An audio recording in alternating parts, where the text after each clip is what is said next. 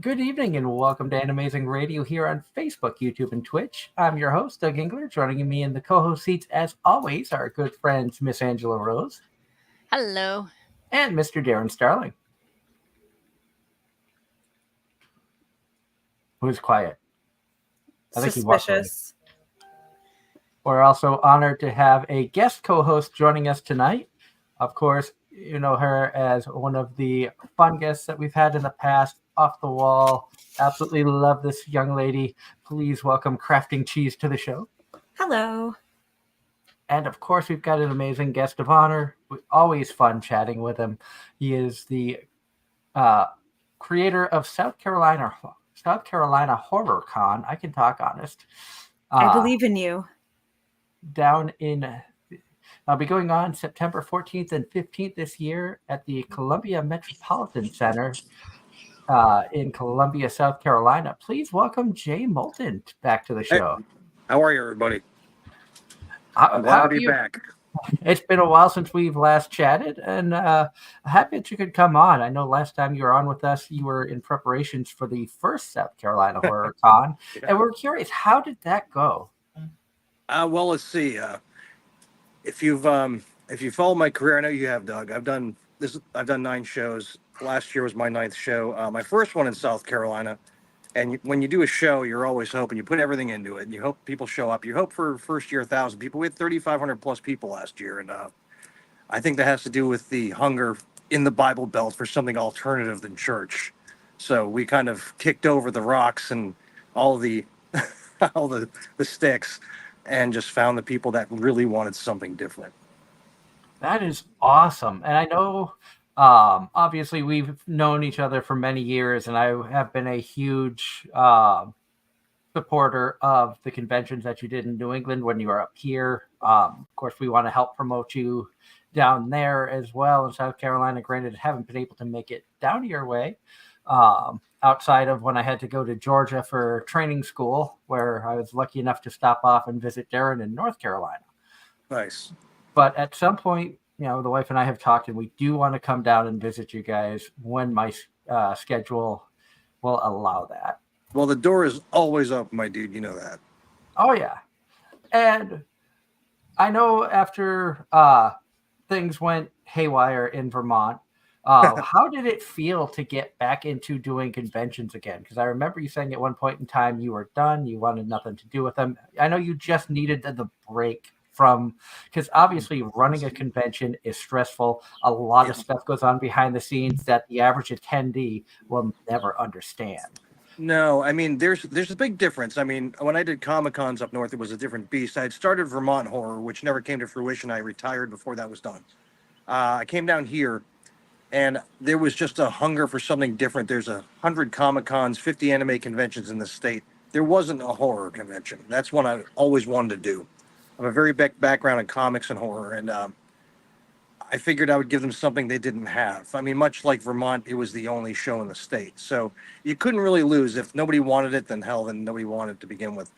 But when you do something, and we do it on the cheap down here, unlike up north, 20 for the weekend in advance, you can't go wrong. That's the entire damn weekend. Kids 12 and under free. But we give them more than just horror. We give them every facet. We've got a live haunt. We've got a kids con. We've got panels. We've got games. We've got celebrities, guest artists, vendors. I mean, you name it. We do a lot of stuff in a bigger venue too than Vermont. And Jay, a question for you in the chat. Ross wants to know what your favorite horror movie is, if you have one, and have you seen the Thanksgiving horror movie yet? Well, I'll give you 2 answers for that one, dude. That's a great question. First of all, I'll go in backwards order because I'm just weird like that. We actually have the killer for Thanksgiving come to our show at SC Horror. We've got John Carver himself heading up our list of celebrities. So yeah, I've seen Thanksgiving. I love Thanksgiving. I had to see it opening night because I'm an Eli Roth freak. I love his work. So yeah, I've seen Thanksgiving. I love it.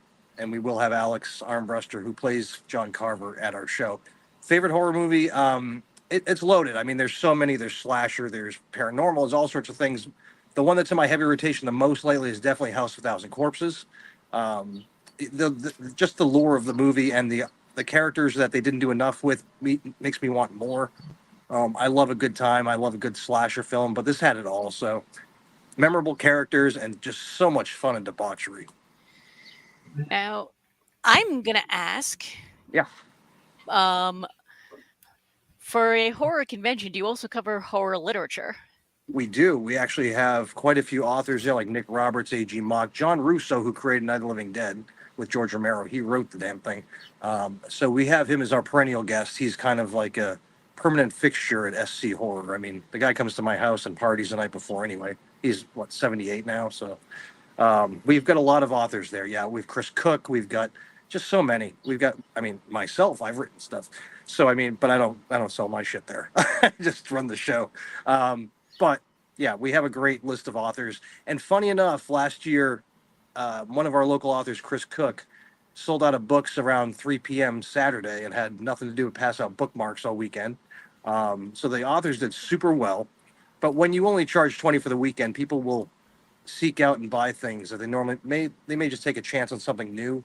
We want to build an experience where people have the option to do that and not go broke. So, but yeah, authors do very well. That is, I think, the great thing hearing that about your convention is keeping the entrance price low so that people, especially in this day and age where you hear economy is down, people are struggling, and everybody tries to make the dollar stretch as far as they can. So right, being able to go to an event for $20, which up in the Northeast is almost unheard of, unless it's unheard of down here too. Yeah. Unless it's like a brand new convention. And you offer, I know the type of person you are. You do not half-ass your shows. You've never done that. And that's one thing I've always respected about you. It's one thing I've always loved about your events. And I know that, especially with your love of the horror genre and everything, I know you couldn't wait to sink your teeth into this and just do it right the way that you want to do it. And I know that your sense of values has helped you to progress to as successful as you have been in different genres of convention. Sure. Well, I definitely have to thank my wife, Natasha, for most of that. She keeps me on my damn feet and has been my biggest supporter since Vermont Comic-Con and Green Mountain Comic Expo up north. The nice thing is, I'm not going to lie. I'm not going to make a killing and I'm not going to make a living like I did up north on these shows, charging 20 for the weekend. But it's really not about that. We do fun in our own right. I've become an artist. I do movie posters for movie companies. I've done books, CDs, DVDs, stuff like that. So I do well in my own right. But that being said, we now have the opportunity because sorry if you hear like my neighbor's dogs. Down here, the living is not as expensive as up north. So we have the opportunity to charge less. But also, last year was probably the first show I was able to enjoy because we had so many damn people, but they all were able to have fun for an entire weekend and not have to leave for anything. We had good, cheap food, a lot of things to do, and we have more this year and a bigger floor plan. So if it's something they want, I'll keep bringing. If they don't, I can go back to retirement and just be a poster artist or something. But I love doing it. My staff is amazing. I love them to death. It's really just more than a family-run event, but we're an entire group of misfits running this thing, and I couldn't be more honored to work with every damn one of them. And question for you from John Knight in the chat says, Sure. Jay, what was your gateway anime? And I know that you don't watch much in the anime genre.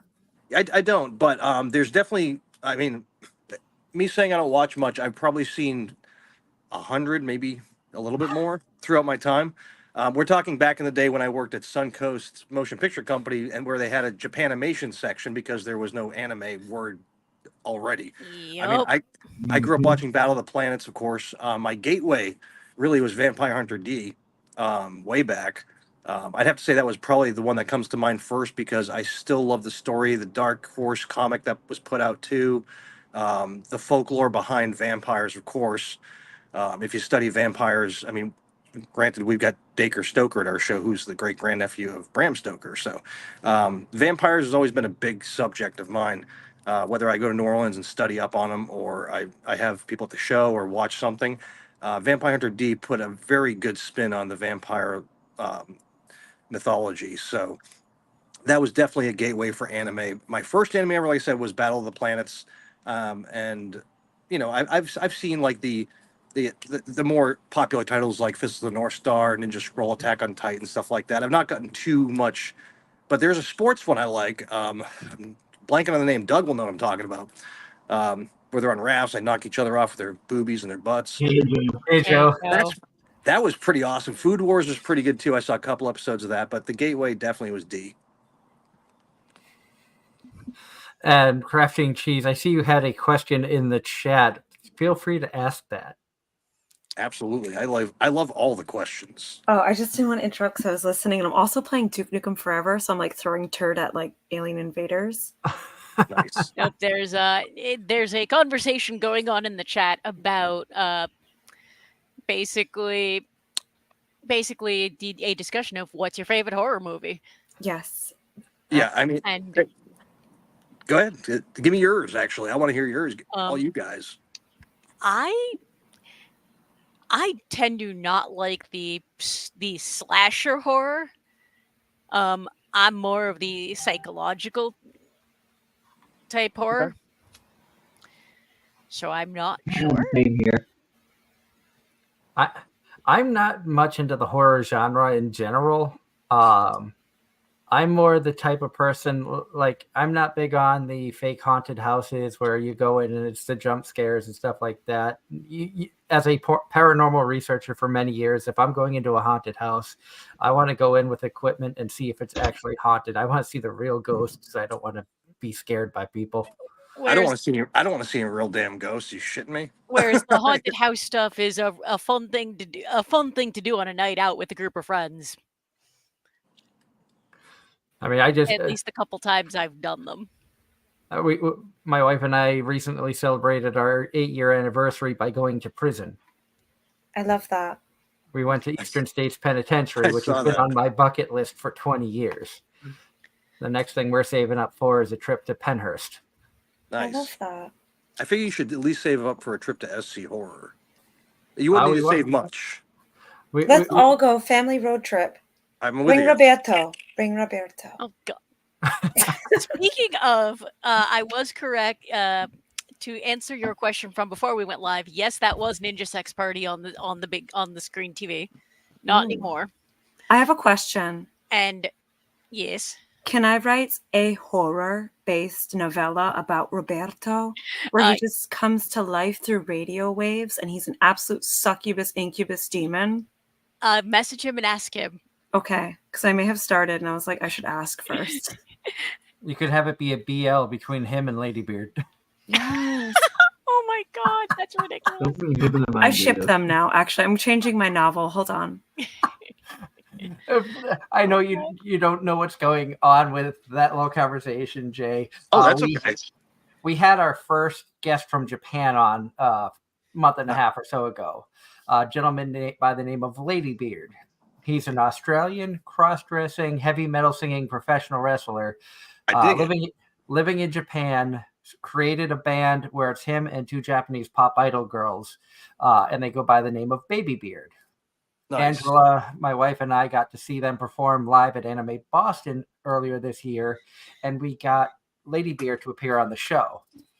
During the interview with him, Angela's husband walked by, and Ladybeard just went right, like, saw it, and hook, line, sinker, started calling him Roberto. And even though that is not his name, that just became a joke, and it is not going to go away. Well, that's good. Actually, I can do something fun. I'm going to bring the interview inside for a minute. So I have a better background than my vinyl siding. But, by the way, are you getting rain down there? I am. Sorry about your room. Turn on my lights. Alexa, turn on all lights. Well, you want to do that, honey? Hi, Natasha. Can Alexa hear me from the There we computer? go. That'd be so that funny. might be better. What would... And that might is be a little lot of, that's awesome stuff. Ooh, that is awesome. That might be All right. better stuff to be around than. All right. A horror-related question. Sure, go for it. What do you think you could win a fight against? A bear with chainsaw arms or a floating elderly woman that farts hell portals? You know what? I take my chance with a bear rather than a lady gas. Um, I just wanted to know. I'm sorry. I Do figured that not would be be a safer bet. do not be sorry. That is entertaining. I would rather fight a bear than a woman any day. Women are way, way tougher than bears.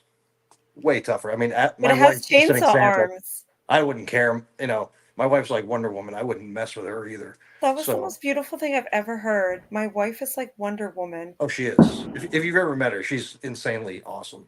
I am so Yeah. sorry about the random fireworks that just cracked off behind me. That was not me farting. Oh my god. That's okay. I got like my husky breathing down like right here, and it's chaos. Nope. Earlier today we had the massive thunderstorms. Here, I'll hang out with like Otis or something. Now you have an amazing collection, and how long have you been collecting all of these pieces? Well, this is really since we started living here. A lot of the stuff, you know, I mean, you never take a lot of stuff with you when you move. I mean, Christ, we didn't even take furniture with us. So moving down here, I mean, this was just procured over a little while. But I mean, there's some great relics. I mean, of course, I've got my comic stuff in the attic. My wife still won't let me throw away all my show posters from Vermont and New Hampshire. So, like, I've got a collection of those, all my comic stuff. And down here, I've got just a bunch of great stuff. I mean, I'm mostly into the Rob Zombie franchise, if you couldn't tell. And then, of course, I love my Halloween 3 stuff. I love my original Halloween stuff. But better part of almost 3 years. Now, a compliment for you from the chat. Ross says, "You look so cool. I think you could defeat Cocaine Bear." Yeah, I could. I mean, that guy's a puss, man. I mean, a bear any day. I just would never fight a woman. I'd lose immediately. As you charge towards the bear, you're like, "Rest in peace, Ray Liotta," and then it cuts to black. I'd probably just, I don't know, I would try to avoid it, but if it tried to mess with me, I'd probably just call my wife and say, there's a bear messing with me. Can you take care of it? Why could I see you just charging it and being like Leroy Jenkins? See, she would know all about that stuff. I know barely anything about that. But That would. Let's I be mean, honest. That would be me. That would be you, yes. That would be Angela. yeah, this stuff is just fun. I figured it'd be a great background. Like, you know what? If I'm gonna be on here and talk horror stuff, I might as well show some horror stuff. I mean, there are a lot of relics here. I mean, I'm like, hi, buddy. My dog is always by my side. What Aw. a baby. That's a beautiful Aw. dog. He's awesome. Agreed. But you know, there's like look out, dude! I'm doing an interview here. So there's like these masks. These are from the original movie molds. So I mean, H3 is a big thing of mine. I know people crap on it all the time, and you don't need to talk in this interview, dude. And he'll start talking. He's a husky, so. But he's always like at my side. He's such a good pal. Keeps me Nice. sane. There, see. Yeah.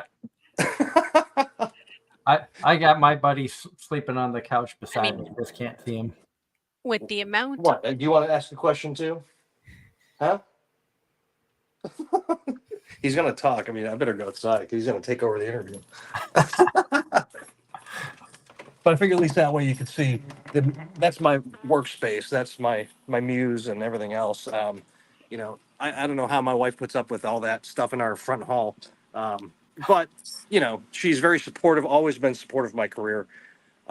She thinks because I'm the most unorthodox person you'll ever meet. I mean, my 9-to-5 job is more of a insomniac's paradise of blank to blank being up, maybe an hour or two of sleep. But I do a lot of artwork.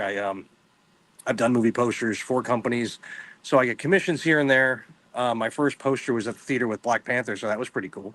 But mostly it's man, I'm married to somebody that is completely crazy and, somehow lives a life of Riley because I do shows for a living and I'm an artist and I do pretty well.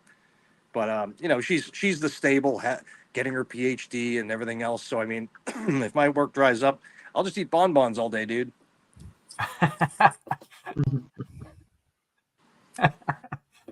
But and like we've talked about before on the show, you and I have talked for many years. We've developed a very good friendship, and you've always been somebody I've respected. Watching your work ethic, knowing how hard that you work behind the scenes, and basically on everything you do. And it's so neat and so awesome to hear that, the art side of things is going good for you and you're still able to do stuff that you love. It was shocking. When I first started doing it, it was purely out of being a cheap asshole. I was tired of paying artists to do my posters, and I said, I'm going to try something because why not? I've got time to spare today.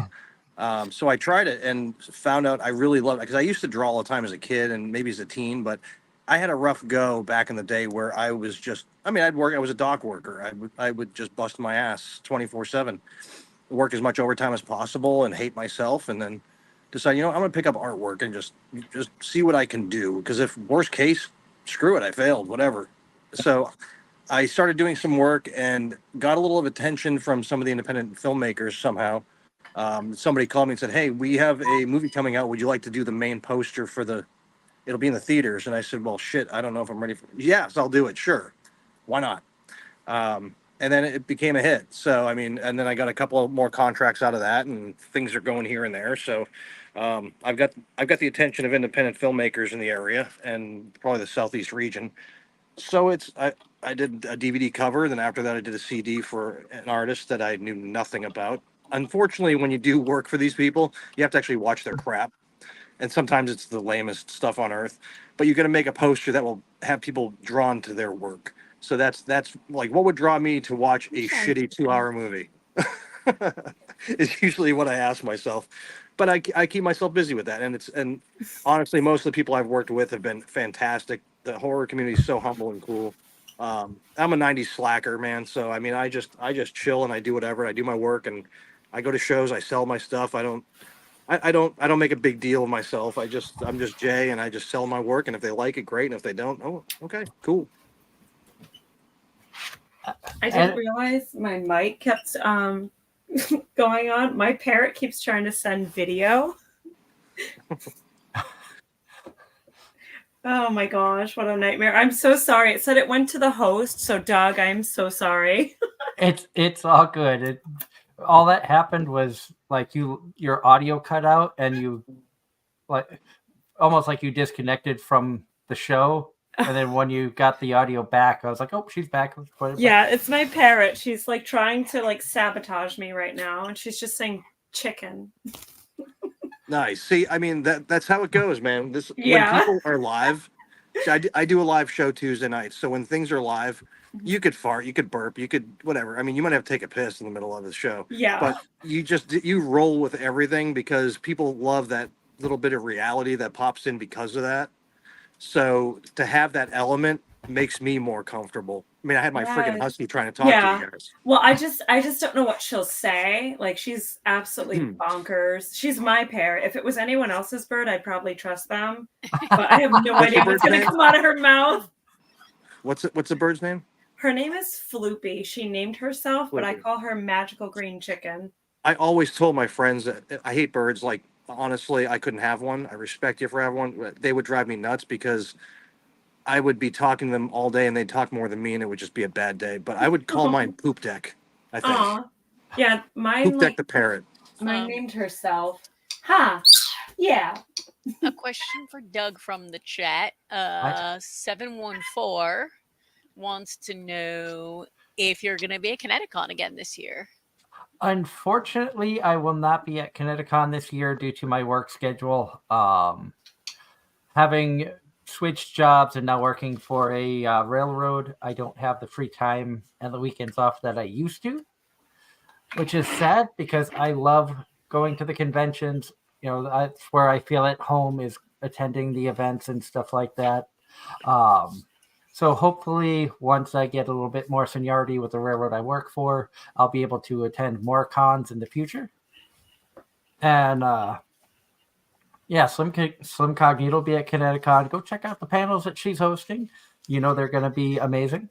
I had to change it a few times. I wanted to do one on Atomic Heart, but there was like some controversies about the release and all that. So I was like, let's just change it. Panels are always fun, aren't they? Especially when you're planning them. I have no love for panels because I don't have time to attend them.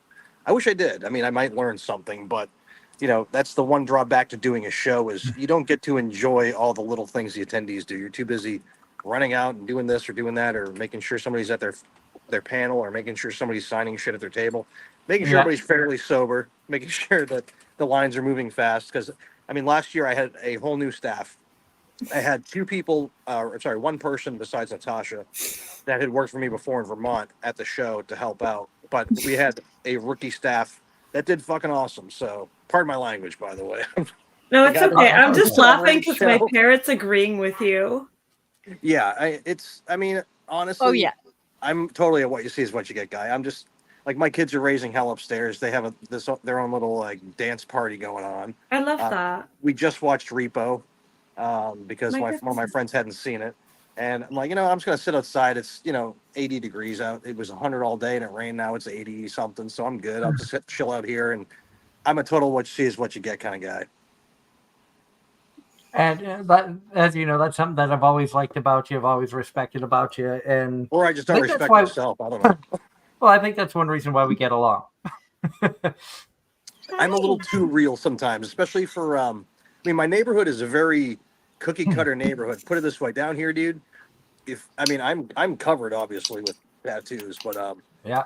if you Google tattoo shops near me, you might find 3. If you Google churches near me, there's 300, literally 300. So I've been accused of a lot of things down here, like being the devil and bringing satin, as they call it, down here. Come Because they here. don't want to say the word to South Carolina, so it's fun. I want to talk to the parrot, man. She's just a chicken making Be noises. like my Oh, God. mascot or something. Love it. Nope. I honestly, I completely relate to a lot of that.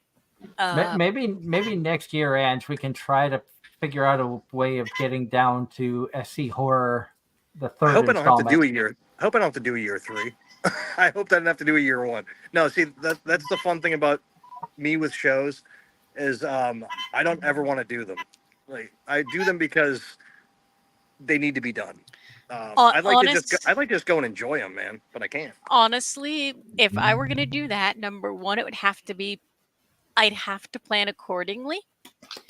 Largely because I do a lot of travel. And 2, if I were going to go to a horror convention, I'd be bringing a buddy of mine from up here who's actually new into the horror community and actually trying to get a She doesn't project mean off you. the ground. She doesn't mean Cool. you. I mean, that's the awesome thing about Oh. down here is there's such a community that existed already because there's so many haunts, which is why we got one. We have an actual one that sets up in the convention in their own 2 rooms during the weekend, and they put on a live experience. So we've got the haunt community, we've got the independent filmmakers that's set up, we've got artists, we've got authors, we've got special effects people. They're all here, but they didn't have a place to gather to all showcase their talents until now. I mean, we're not a celebrity show. I hate celebrity shows, and I'll say that right off, and I'll say it to anybody. It's not about that. They're a necessary evil to draw some ticket money, so we have an attendance. But when I came out clean to the people here in my Facebook page and said, hey, guys, you'll see Mad Monster, 2 hours away in Charlotte or 2 hours away in Charleston. You'll see another big show, whatever. They all moved in since I moved in, of course, because that's what happens. But I don't like celebrity shows. And I said flat out, we are not a celebrity show. We will have 6 to 10 of them. We'll have that, but we'll have every different facet. We'll be affordable. We're 20 when they're 200 for the weekend. We've got a haunt, they don't. We've got a kids con, they don't. We've got all this stuff, but we've got paranormal. We've got every freaking part of the genre covered. And that's what makes us, in my mind, the only horror convention in South Carolina. That was our tagline before they moved in, and I'm still using it. They can call me on it all they want and screw them because they take the money and run to a different state and just care about celebrities. They don't care about their attendees. They charge them $200 for the weekend, and I think that's despicable. That's even for 5-year-olds at those shows, and I just can't abide by that. I've got 3 kids, man. I've got 3 daughters that are 11 to 13, and it sucks taking them out for pizza and paying that bill, let alone going to a convention that's $200 for the weekend. So 20 With all due love and respect, fuck that. Right, exactly. I mean, and it's funny because I look at multiple sides of the coin when it comes to, some conventions way overcharge, and that's not. I don't think anybody's going to argue that except for the conventions themselves because they're trying to make money. But and there's been a lot of controversy in recent years about like I'm just going to throw Anime Boston out there because that's fresh in my mind because people were complaining about prices going up for that. Yeah. At the same point in time, if you're paying $120, so let's just throw $120 out there for a 3-day convention. People are complaining about spending $120 for 3 days worth of entertainment, but they'll spend $120 to see Avril Lavigne in concert for maybe a 3-hour, Who the 4-hour hell show. goes to see Avril Lavigne anymore? I was just thinking that. I was just thinking that. When you spend all your money to go see that Glenn Miller Orchestra, you know. And I'm gonna counter that because the one concert I'm doing for the year is next week, and I spent $100 base price for actually a good section to see Alanis Morissette. Well, she's great. I love her. I've seen her live. She's awesome. That was a bucket list treat to myself. I love that for you. But- Oh, You want to hear something that'll date the shit out of me? I saw her on Jagged Little Pill tour when I was in college. I was in high school. When that album. I was either in high school or just about to start high school when that album dropped. Yeah, I was like 21, I think. So you're not. I'm 49 now. Yeah, you're not significantly older than I am. And I remember her on You Can't Do That on Television. Right. Like, I mean, honestly, my wife's 9 years younger, so I feel younger all the time. I mean, good for me, though. Hell yeah. I know, right? I could honestly. I think that's one thing you and I have in common. We both have wives who are much younger than us. Yeah, and honestly, when we walk around town and people are like, "Damn, good job, dude," I go, "You know what? Fucking ain't right. Good job I've got game, dude." Or she just feels bad for me. I don't know. Oh, my parrot just laughed. I mean, honestly, when you meet somebody that will put up with your insanity, that's the key. But the fact that she is in a PhD program currently, she's a professor at a university, and on the weekends she'll dress up in any crazy slutty nun costume I want her to dress up in, or some vampire chick costume, and she'll do it and promote the hell out of the show. I mean, that's love for sure. So, definitely. Okay, that now I have to ask: are you a fan of the band Ghost? No, I'm not. It's not really like I don't hate them. I guess I haven't been exposed to them. My go-tos in the morning when I work are pretty much I put on a lot of Finnish metal. The Backstreet Boys? Oh. No, like Lordy, I'll put on 69 Eyes or something. I throw on Kiss, of course, and any rock. I have playlists for every mood. Like this morning, I sent Doug a piece of art and I'm like, dude, I promise I'm not going to go all political and say how much I hate red hats tonight. I promise. I'm a very political dude. Like I'm an old school punky guy. I hate when it comes to people getting all up in arms about people being themselves and being different. Like we helped open Queer Haven Books down here. It's the first LGBTQ bookstore in the region. I did their artwork for their Kickstarter for nothing. And I'm into very big causes like that. So I'm the different dude here. Up north, it'd be a little bit more. I'd be one of many people. Down here, dude, when you do that, you make a statement. And statements have been made. No, I ask about that band. I ask about that band specifically because part of their fandom is known for going to shows dressed up as creepy nuns. I mean, honestly, if that was the case, maybe I'd go. See, I did a poster called Sorority of Satan. It's actually a movie I'm creating. And I used my wife, I took one of her pictures that she put online when she was doing like a witchy costume, and not like witchy as in the nose and that, sexy and fun. And I used her as the supreme witch in that story. So she's gotten a lot of attention for it. And actually, I think people want her to sign the poster more than me, but it's always fun. But yeah, she's such a good sport, man. And that's what makes it work. I mean, doing a show, Doug's correct. He's absolutely 1,000% right. No one knows all the blood, sweat, tears, and anything else you could put into your show. Between designing badges to making sure you have lanyards to the seating chart to selling the place out with vendors and stuff, booking the guests, making sure everything works, promoting it. I mean, there's 1,000 things you have to do just to make sure you don't fuck up. And you will along the way. You'll stub your toe everywhere. But if you take it in stride and you're doing it the right way and your heart's in the right place, people say, you know what, man, this show is amazing. I have people walk up to my table in tears and I can't believe it. It's like the first time it's ever happened in my career that we now finally have something that's not church. Thank you. Dude, as long as you come to the show, I'll be happy to put it on, man. It's my honor. And that's one thing that I've been proud of with doing this podcast, doing Anime-Zing Radio, is the opportunity, because I'm somebody, I like to learn about everything. Totally. I may not know a lot about anything, but I enjoy learning about stuff. And having the opportunity to talk with you and other convention owners, the voice actors, to get a better understanding of what it's like from their point of view. Obviously, having a wife who's been an artist in an artist alley, so I know what the vendor setup and stuff is like. The education I've gotten over these last 10 years of doing the show has been invaluable, amazing experiences. And that's one thing that I want to continue to do with this show is, by bringing you on and other people on, is to educate our listeners out there of, there's more to these events. There's more to these shows than just and a lot of people, okay, let's go to this, save up some money, get a cool costume. Let's go here and have some fun. But there's so much hard work that goes behind the scenes. I think a lot of people forget that.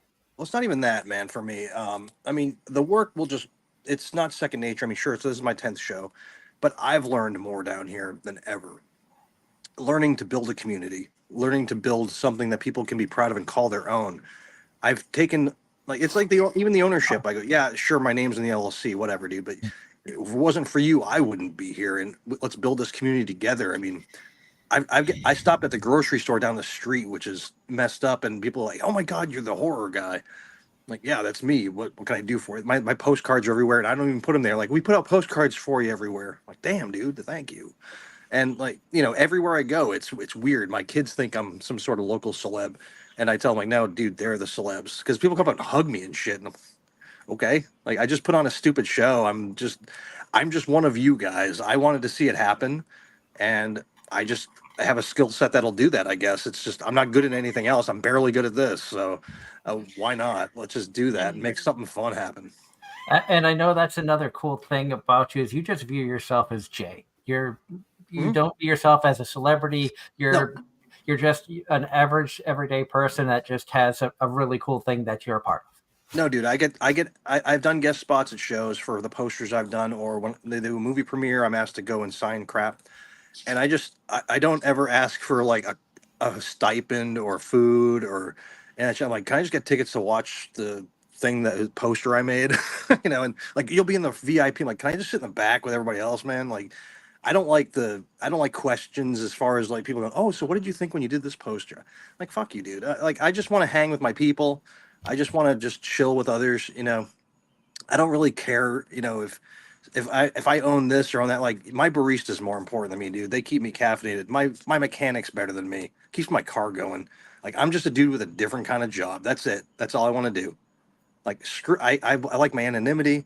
I like being one of the people. I don't like anybody making a fuss over me, especially like my wife or anybody. Like, don't make a fuss. I'll get my own shit. I'll make my own sandwich. I'll get my own stuff. But like, don't treat me like I'm like my kids. Like, oh my God, you sign autographs for people. Like, yeah, they ask for it. It's embarrassing. But sure, like, if it makes them happy, sure, of course. Yeah. Like, I've got people that buy all my new artwork, or they email me every week or two asking if there's anything new, and I'm like, sure, dude, I'll send it off to you. You bought 20 already, I'll send you a couple for nothing or whatever. And my kids think it's the craziest thing. Or when they go on YouTube or Amazon and they see my artwork on there, they think somebody stole it when the movie's on there. So, like, Dad, that's your poster. Somebody ripped it off. I'm like, no, that actually is a valid concern. That is a valid concern these days. I have a lot of artist friends, and a number of them have had their work stolen and posted on sketchy websites, and they couldn't afford to do anything about it. So they're coming from a place of concern. Sure. I mean, I've seen my stuff on Mercari as a poster, somebody selling on metal signs, and I messaged them like, hey, dude, I made this. Can I at least get a couple of prints for nothing? Like, send me a couple of metal signs so I don't have to shut your ass down. But if somebody sells it, like, I'll be okay if you just give me a quarter of it or something. I've worked out deals with people, actually. Like, I'd rather have something than nothing. They have metal signs of some of my posters. I'm like, wow, it's almost flattering to the point that I would be they would want to steal some of my shit. Like that's almost cool to me. Like I don't know. I'm very old school punk rock guy.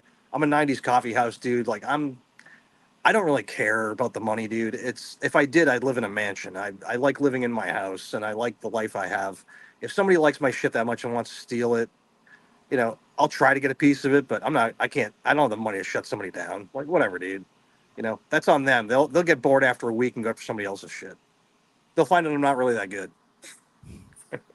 And I know you say that you feel like you're not that good, but the poster that you had sent me this morning looks amazing. And I've seen Yeah. some of the other artwork that you've done, and Dude, I'm really sorry. are. I was in such a foul ass mood when I sent that today. I'm like, man, what did I do? I was in such a I was listening to Black Flag, which gets me amped up all the time. I'm a big Rollins guy, and I made this poster with a ripped American flag, and it's got all these fingers pointing down to this woman who's got a guy's hand over her mouth, and it says, "For now, America 2024" is what it says. It's a placeholder until I find a good title. But I sent it. I'm like, I'm friggin' amped this morning, and this is what I created, and this is what I want to say. And then come to find out, I did a bands off our bodies piece, and that made the news the other day in Columbia, South Carolina. So everybody holding my posters, and somebody from the station called me like, "Wow, you must have made a fortune." I'm like, I gave those to them, dude. Like, I'm not charging for that stuff. That's blood money. Like, I'm giving those to them. So it's weird. I've got this, like I said, underground following, which is strange. It's like a cult following. But then I make something like today, and I'm like, I'm gonna give this to Doug, and I'm gonna be amped for the show. I'm like, no, dude, I probably should have settled down before I go on this show. And when I saw that, I was like, "This is going to be a fun show. Who knows what's going Yeah, to happen?" see, But I enjoyed I'm so that. anti-red hat. It's ridiculous. I'm my daughter. She's non-binary. My wife is pansexual. I'm probably pansexual because I told her even if she had a penis at birth, I'd be more mad she just lied to me, but I'd still be with her. Like I don't care. Like love who you love and do what you want to do, man. Like you're not hurting anybody. I have a lot of friends in the LGBTQ plus community. I do work for them for nothing. I love causes, man. But when you're an artist, you find that you're so frustrated when your voice isn't heard, and sometimes you just have to make a fucking statement, like a boot smashing across or stuff like I've done those things, and I get pissed off at the state of things, how people just can't be themselves or without ridicule, and I'm just gonna be a voice against ridicule and against hate. Like fuck racism, dude. I'm against that. So I'll make those posters on top of what I already do for my horror work, and if people don't like them, then screw them, dude. Those things need to be done, and it needs to be said. And as an artist, you have to use your voice. Which is very true. And we're in a day and age where, and you always hear, if you can't learn from history, it's bound to repeat itself. And we're seeing that. We're seeing Oh yeah, a time. 100%. Yeah, And we're in a time where, hundreds of years ago, people were, witches were if you were prosecuted in Salem if they thought you were a witch, just because you might dress differently, talk differently, look differently, act a little bit different from everybody else. And a lot of innocent people were killed, and we're getting back to that, but now it's more of, well, you shouldn't like who you like, or you shouldn't look the way you look. And yeah. See, yeah, exactly. And that's exactly it. It's like I have a lot of friends who are I have a lot of transgender friends, and I'm part of that, and who are a part of that community, and watching what they go through, it's not, when they're doing nothing but trying to live their lives. It's like, no. Yeah. Like at the grocery store today, some dudes checking my head. I'm like, what? You want yours painted too? All my kids do that too, do you? Jay, I have a question. Yeah, man. I'm not creeping on your art, but I'm creeping on your art. I love the pixel stuff, like the xenomorph. That's yours. It's so cute. Thank you. Yeah, no, I did a whole bunch. I did 16 Nintendo. I love your art style. Thank you. I'm admiring it. This whole time I've just been looking it up. It's a minor style. Hit me up. I'll send you the actual horror. I do different things at shows. I've got 2 binders. One is all original concepts, like my Sorority of Satan poster and other ones I've done that are movies that I want to see done. Because if you're doing posters for a living, and most of the movies out there suck, even the ones I made posters for, honestly, kind of suck. I have a question. Yeah. Did you do the Hellraiser too? Is that your art, or is that the cover? I don't know anymore. What's real? What's I art? I did those are you. I look at my super puzzle box piece. It looks. Oh yes, yes, Yeah, I did Super Nintendo prints with titles that I would love to have seen made, like yes. Hellraiser, Super Puzzle Cube, and Pearl, and Battle Royale, and which is one of my all-time favorite films. So Battle Royale's great. I do that stuff. I also do the 8-bit work that look like original Nintendos with different titles, but I do my original movie posters too, which people seem to like. I mean, I do fan art because the wife makes me, to be honest with you. So like the BioShock Like it's a movie, game. is that a fan Yes, art? that's one of my pieces. Yeah. I'm just I'm engrossed in your lore. Well, good, because I should post more because I barely post any. I suck at social media I because can relate. I I'm messed up. 49. So like I'm hoping one of my kids someday go, I'll be your social media guru, and I'll say, yeah, go for it, dude. I've got probably 500 pieces I don't have on there. I mean, I I'll be your created. social media guru. There you go. I'm If your you want to long be, lost child. you're hired. I'll just pay you an artwork and shit, or coffee or something. Yeah, no, I I don't love need doing any that. more caffeine. Oh my god. Oh So my I love doing god. that stuff because there's video games. Like I love video games. I'm a big nerd. So I Same. mean, I love creating 8-bit art because it's actually fairly easy. It's just Yeah. blocks. It's fun. So I do like the regular poster work. I do the Super Nintendo, which is a little more involved. I have to actually shade and convert and draw and do things as my hands are terrible. Like they're so like worn to shit from being a dock worker for years that like it's hard to pick up a pen some days. But I feel that. when I do that, it's what I'm feeling for that day, or as my wife likes to say, this is the result of caffeine, nicotine, insomnia, Yeah. and that's what you get for Jay from that day. Or like shit. I mean, I go to shows probably 6 times a month down here because there's so many shows compared to New England. And like one show, I'll sell purely 8-bit art. The next show, I'll sell a lot more originals. I had somebody come up and say, "I want 10 of your original pieces," and I'm like, "Dude, did somebody pay you to say that?"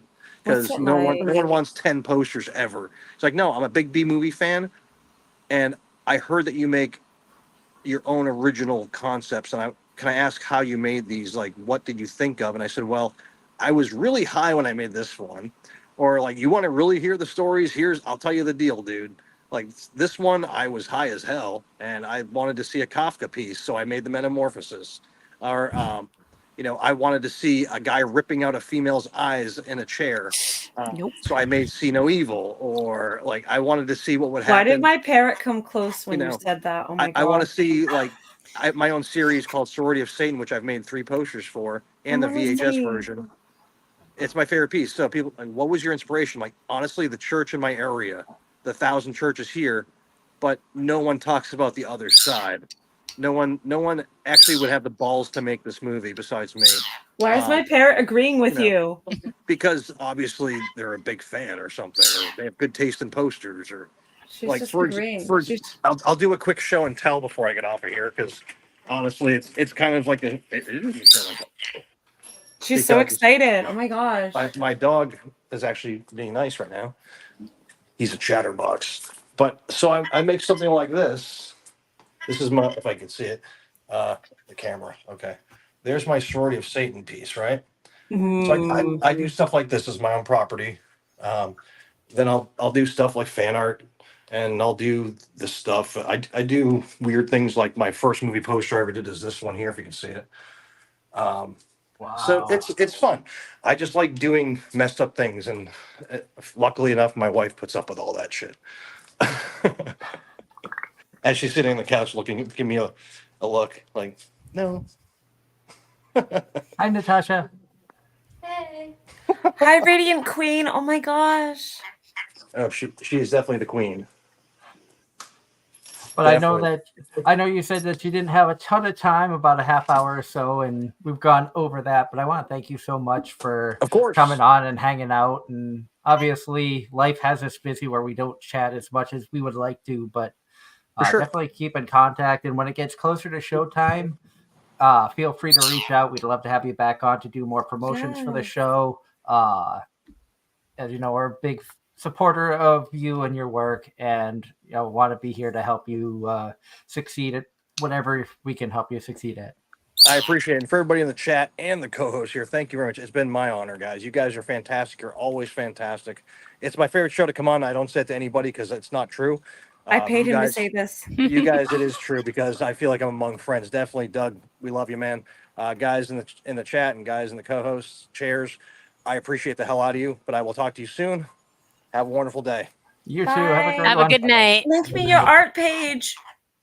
Oh yes, Two Horns Up Art. Follow me. Thank you. And anywhere else that you want to promote, where can people find info about the con?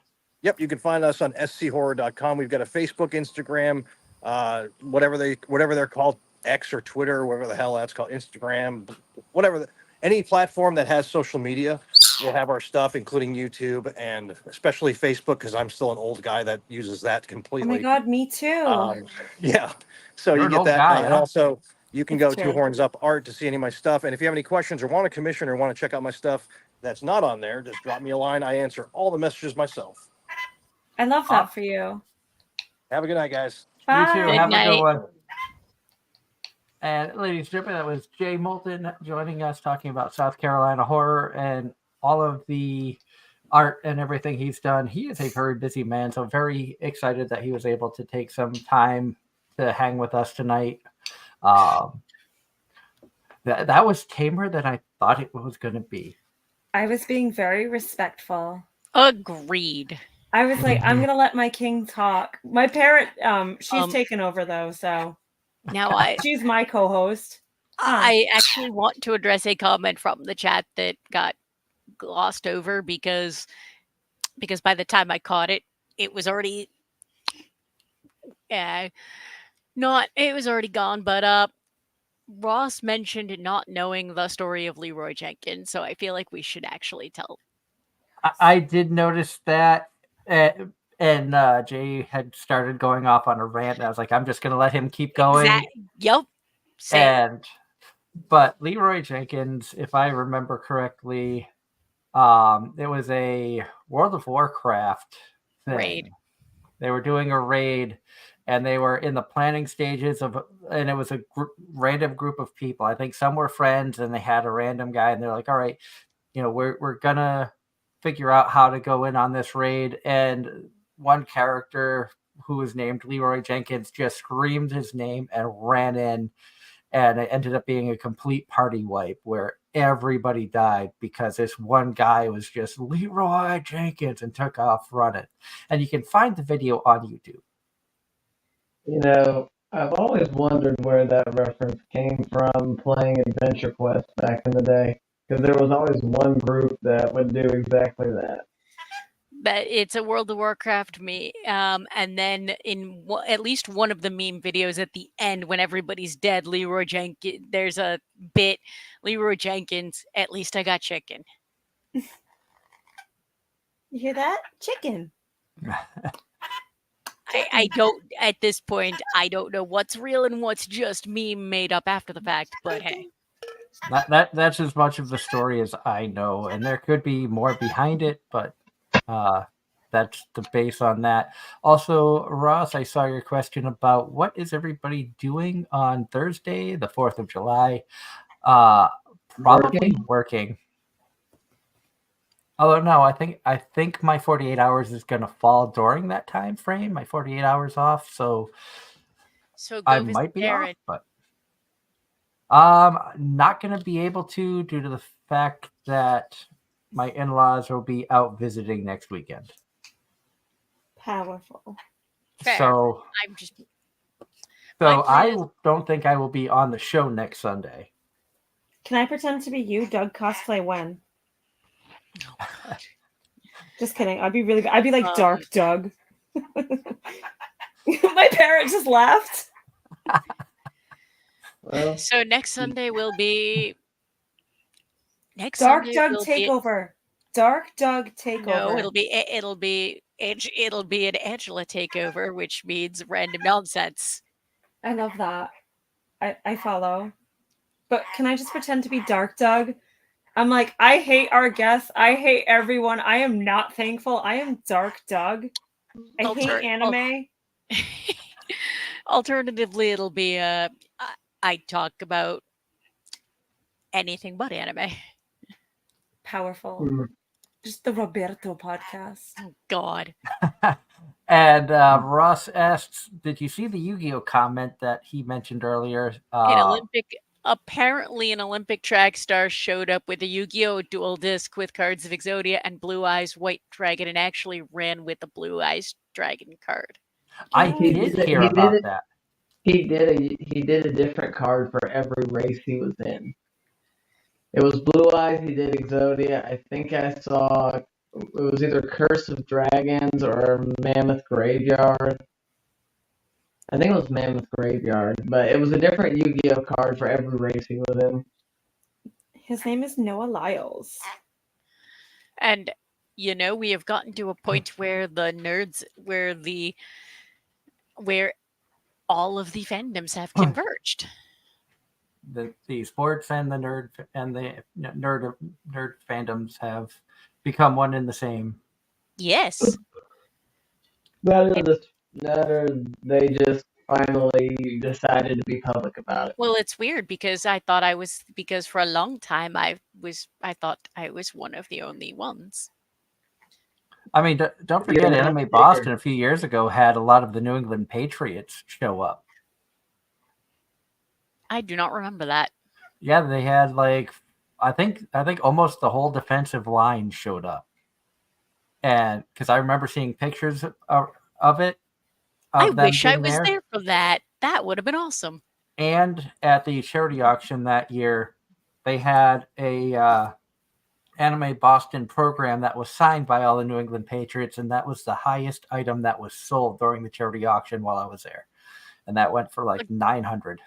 That must have been one of the years I didn't go, because I do not remember this at all. And I remember that.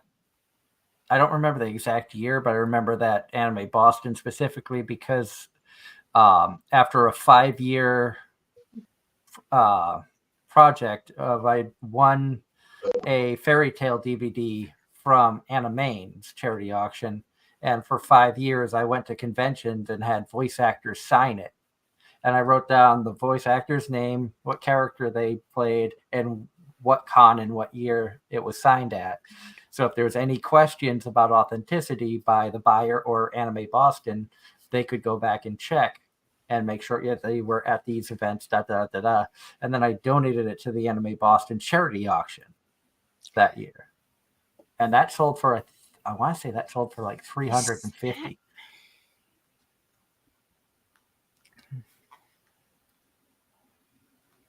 And now looking at Ross's comment that is directed for me, And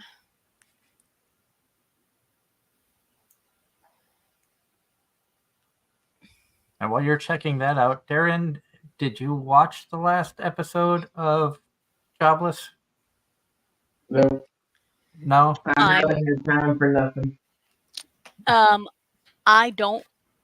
I don't know which show you are referring to, Ross, because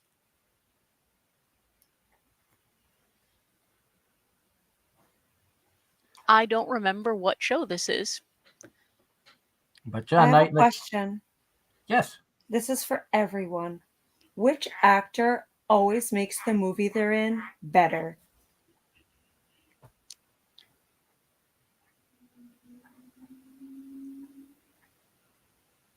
That is a darn good question. I have 2 names that came to mind, and I'm going to sound old because of one of them. Go ahead. For sounding old, Burt Reynolds. Yes. And? Nicolas Cage. Yes. What about you, Angela?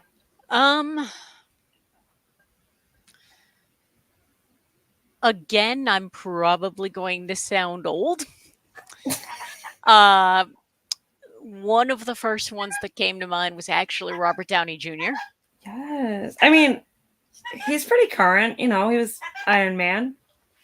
Oh, my parrot just pets me. She didn't like my thoughts. She just read my mind and pecked me. And I don't know. Darren, I know you're busy being dead, but what actor always makes the movie they're in better? I don't watch movies. You're so powerful. You're so powerful. I literally am not. I am not. I don't watch movies. I really don't. Teach me. Ross, John, what actors make movies they're in better? And I know, while waiting for their answers, John Knight says Mushoku Tensei Jobless Reincarnation Season 3 has officially been announced. I know that Season 2 wrapped up today. I will not spoil it for Darren. All I'll say is hats off to Sylvie for how she handled stuff. And I'm interested to see what happens when they bring Season 3 in. And I'm drawing a blank on the redhead's name, the one that Aries. I'm curious to see what happens when he crosses paths with her. If that happens in Season 3, but you know the way the story is going, that he will end up running into her again. So I am curious as to what will transpire down the road. Mm-hmm. I'm still waiting for more kind of food to be announced. John Knight says Dwayne "The Rock" Johnson. I love that. Ross says John Goodman. Okay. I mean, yeah, Cloverfield Lane was really good because of him. Chevy Chase was good. Also Eddie Murphy. Yes. Eddie Murphy for me was hit or miss. I liked most of the stuff that he was in, but then again, I liked his I liked the humor that he had. And I'm very picky about comedy as a genre, so there is that. There was a period where I watched a lot of movies, and then a period where I just didn't at all. Are you guys excited for Deadpool 3, or is anyone seeing it? I'm not a movie person, really. I haven't really been into watching movies since I was a kid, which is probably why I went after older actors. Deadpool, that is a maybe. Yes. Maybe we'll see it in theaters. Maybe we'll end up. It will end up with It will end up scheduling doesn't allow, and we'll end up waiting until it's on streaming. Yes. And If you could have... Ross wanted to change his answer to Steve Martin. Fine. I actually agree with Steve Martin. Yeah. I don't think I could, the movie that comes to mind with that is Father of the Bride, and I don't think anybody else could have done that. I thought he was fantastic in Three Amigos as well. I have another question. If you could have any... Ignore my parrot. Ignore her. I don't know what she's talking about. If you could have any anime voice actor give you a voice, who would it be and why? Oh my. Oh God. Define gave you a voice. You could even Pretend have we're anime characters. Who would the voice actor be? for me, I don't know why, but I'd want Steve Bloom to do my voice acting, voiceover.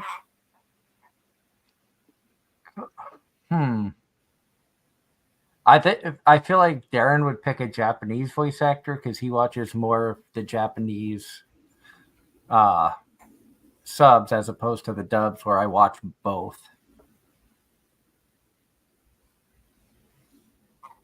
Oh my God, and speaking of voice actors, why did none of them want to sign your Father's Day card? Why did they all go, is it really a dad or is he daddy?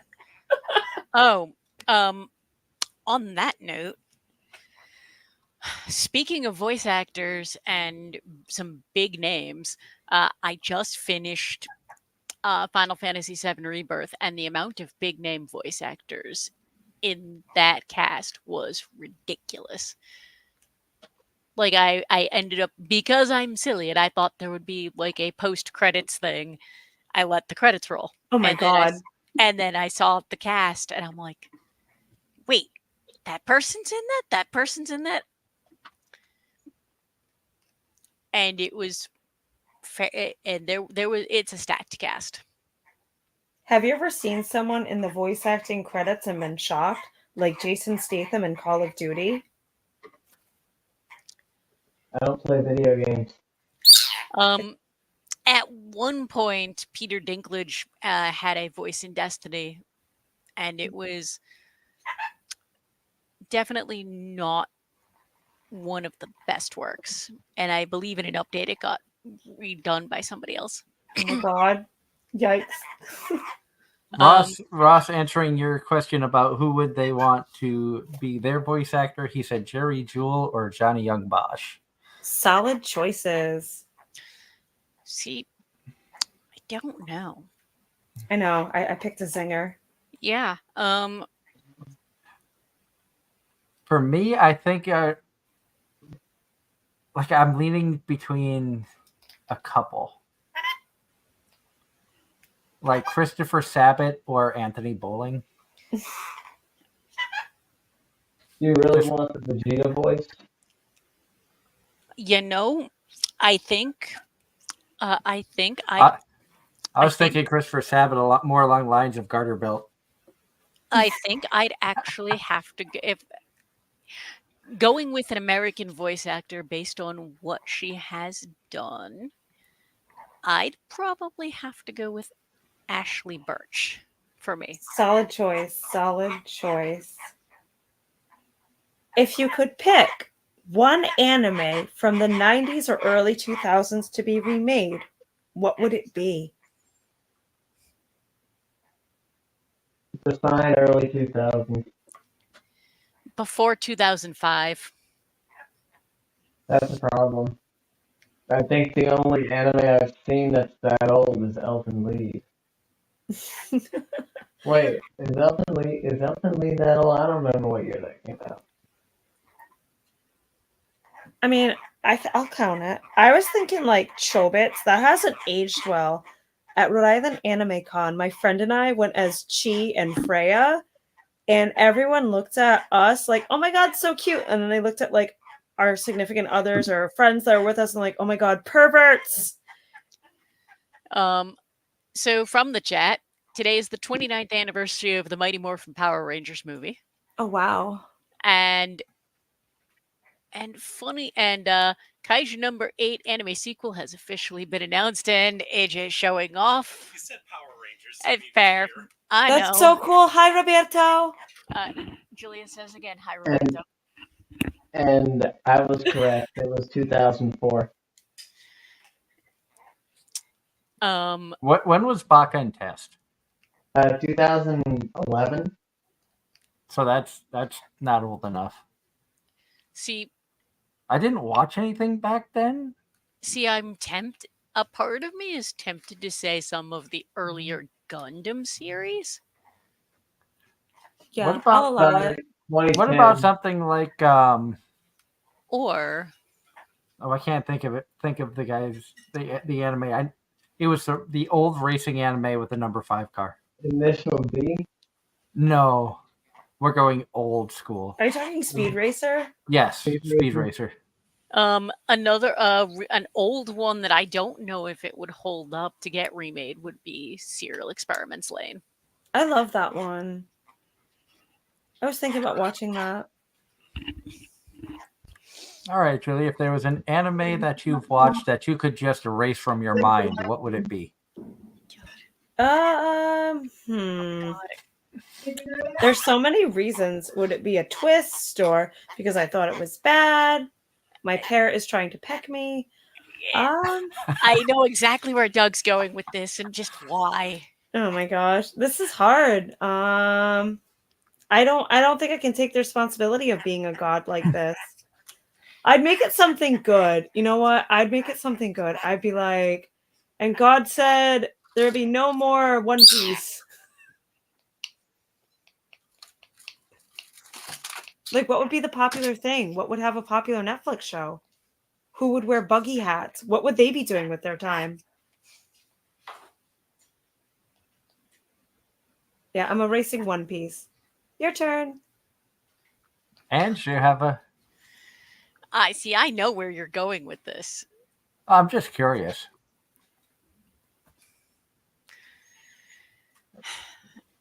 The one that came to mind when this immediately came up was probably the worst, arguably the worst thing I've ever watched. My And Hero I only watched one episode. Because I'll surprise you with my answer. My answer is not probably what you were thinking. I was going to say School Days. Okay. School Days wasn't the worst though. It's not the worst, but it's one that if I could go back and be like, I just want to forget that ever existed. Oh, I thought I could wipe it from existence. I misunderstood. I thought it'd be funny to wipe One Piece from existence.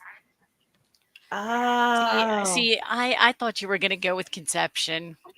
There, I said it. Oh, duh. Well, never mind. School Days was 2007. I wouldn't want to see a remake of that. I'll be honest. It's too late. It's happening. I'm working on it right now. You do know there was several different volumes to that visual novel, right? I did not know that. I just remember that,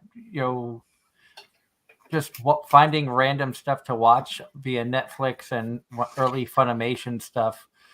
And that was a suggested, and I was like, oh, this looks like it could be a neat show. And then I was just like, I don't know what I watched, but this is... I got through it. It didn't fit the tags until the last... The tags didn't make sense until the last 2 episodes. Yeah. What the heck did I have a lot of what in the heck did I just watch?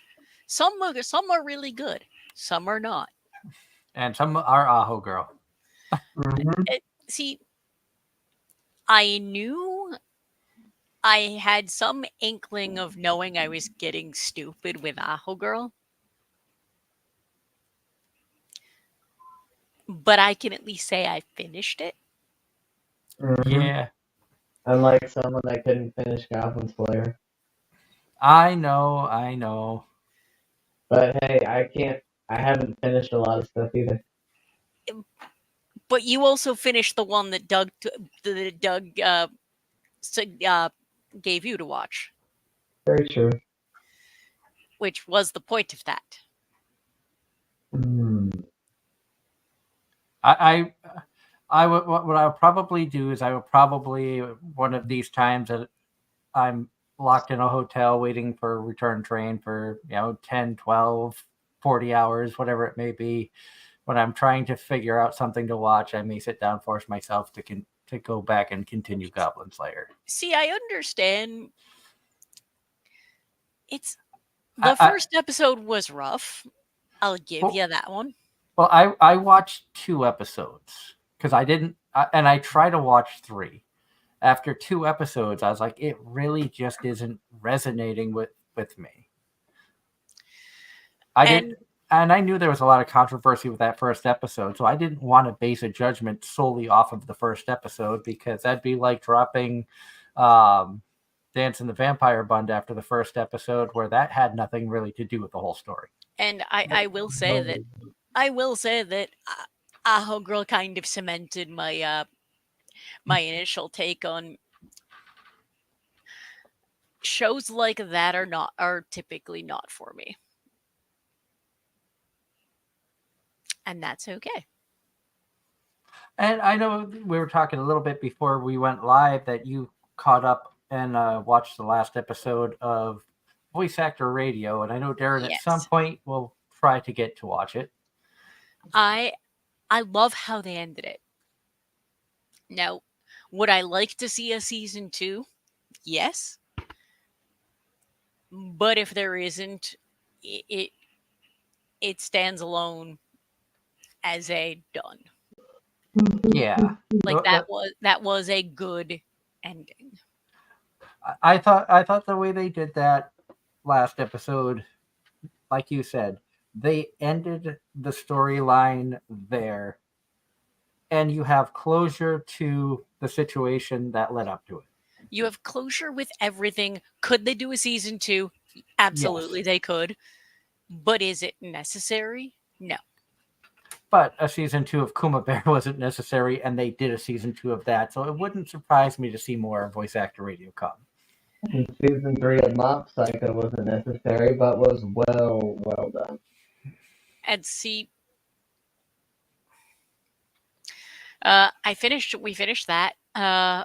Before going live, we finished Kaiju 8 to kind of go back to John's comment that the sequel has officially been announced. Can't wait to see where they go with that. I haven't even seen Kaiju number 7, 6, or 5, 4, 3, 2, 1. Come on. What about -2? You're right. How about pie? No, now I'm hungry. What the? I I just like literally swallowed. I was like, But Meanwhile, I'm feverishly typing in if there's a teabag mod in Alan Wake so I can make it look like one character's having his sucked.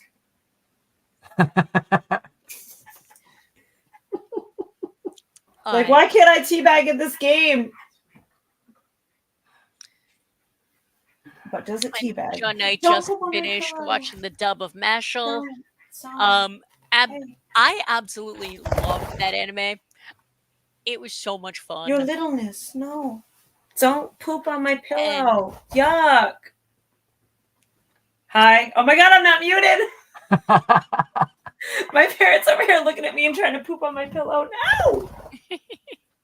Chicken. No, Mashal was a lot of fun, and I really enjoyed that one too, and I'm actually looking forward to seeing more of that.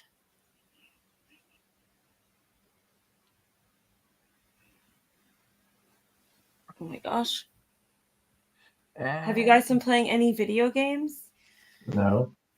Oh, you're so powerful. I just put over 100 hours into Final Fantasy VII Rebirth. Oh my god. Did you get the new online expansion? Was it Trail of... I don't do the MMOs. Teach me. I just do like the RPGs. The RPGs. I do the RPGs, kids. The only games that I've played recently is Animal Crossing and Balloons Tower Defense 6.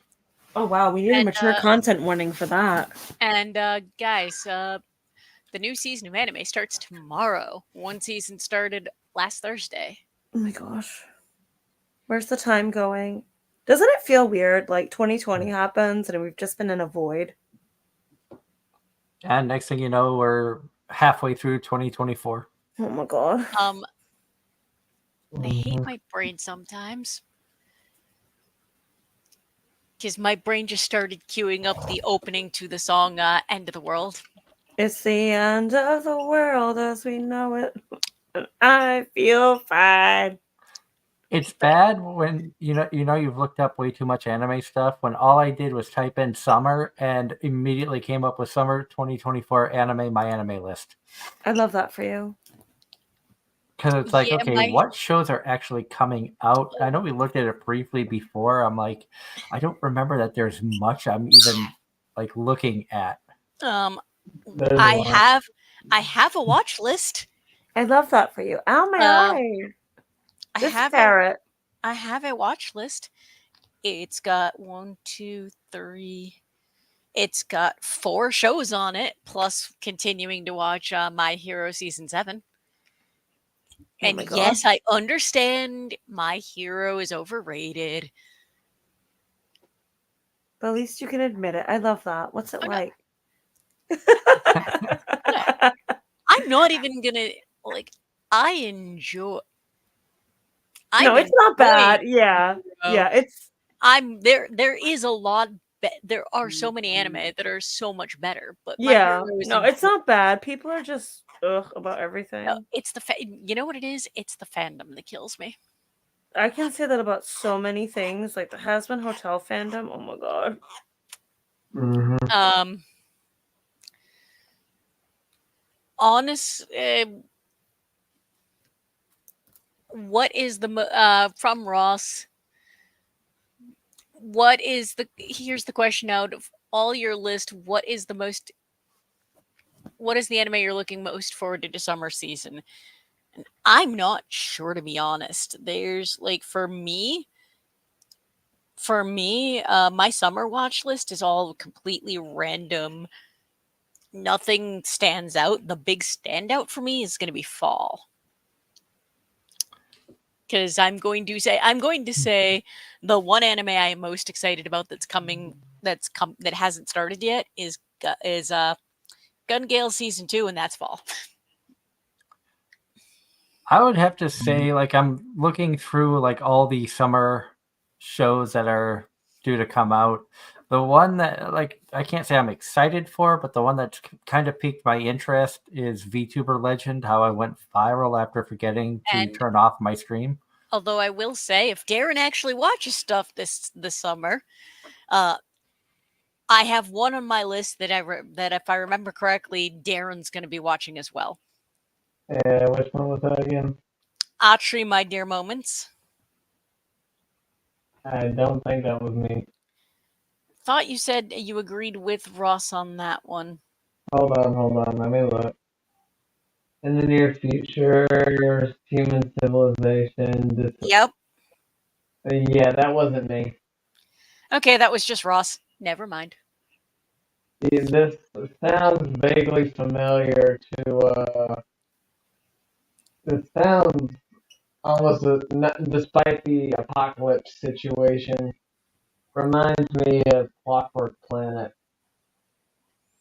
Why is there a Rick and Morty anime? Oh my god. The same reason there's a Suicide Squad isekai. Yeah, I did see that, and I just kept my mouth shut. And my answer to that, no offense to anybody, is but no. Why? Yeah. Rob, I think I'm more interested in the fall season. I'm with you there, Ange. Like we picked out 4. One of them is definitely a fight. Looks like a sumo one, wrestling. Oh my gosh, Terminator, you guys, again. Wow. And then for me, it's gotta be. Oh God. Alea hides her feelings in Russian. Darren, this one might interest you as well. The magical girl and the evil lieutenant used to be arch enemies. Oh man, they redid Ultimate Muscle. Me excited for once in my life. That one might interest you. That was a husband pick. Are you talking? You said sumo. Were you talking about perfect? Yeah, Kinnikuman. Perfect Origin Arc, yes. Puzzles and Dragons getting an anime. 40th anniversary. So apparently it's an old series. Okay. Second season in a row we've done that. I could see Darren going after Days with My Stepsister. Says that's a romance.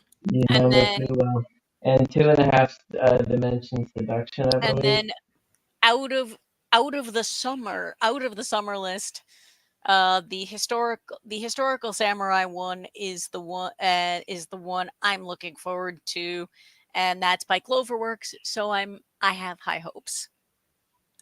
You know, I feel singled out here by this one. My wife has no emotion. I saw that. I was like, I don't know if that's one that I'm gonna watch. Knowing how I just start watching random stuff because I'm like, okay, I feel like watching something. I could see checking that one out. I'm like, this pseudo harem I might watch. See, I just the first sentence for the description of My Wife Has No Emotion is me to a T. Takuma is a single guy who does nothing but go to work and come home. Replace guy with girl, and that was me for quite some time. And the whole robot girlfriend thing reminds me of Plastic Memories and also Beatless. There's been several I've seen like that, honestly, where there have been like automatons or cyborg or not, or just robot See, girls with that learn to develop feelings. I think that that doesn't. It's not human. It's not right by any means, by No, any stretch of the imagination.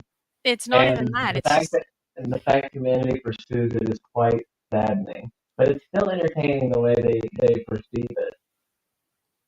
I think it's just one of those things. I think that just falls under the whole not for me. Although I did watch a show a few seasons ago that was really a weird take on it, but it was the whole uh there were in everyday society there were humans, there were robots, and then there were humanoids. And it was from there was a whole lot of ethics involved, ethical stuff, and it was really weird. It was a what the fuck did I just watch? But it was definitely more of a sci-fi than anything else. And Well, 714 in the chat, based off my comment earlier, said Speed Racer had a movie about older animes getting redone, which I don't remember the movie. I remember watching some of the show.